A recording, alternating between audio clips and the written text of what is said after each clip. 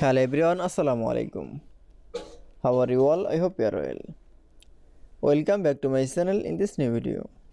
Today's video, how to copy one page from publisher to another page. So let's started. At first, open your publisher document file. In this video, I will show that copy one page from publisher to another page. Now, select from the wall text. Now, going to the home menu option. Now click on the copy. Now going to the file menu option. Then click on the new option. Then click on the blanks option. That is now.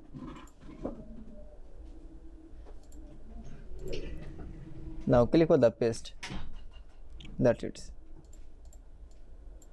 Now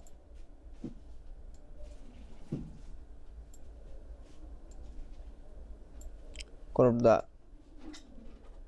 page. That's it. Then we show copy one page from publisher to another page is very easily. I hope to enjoy the video. Please like, comment, share and subscribe my channel.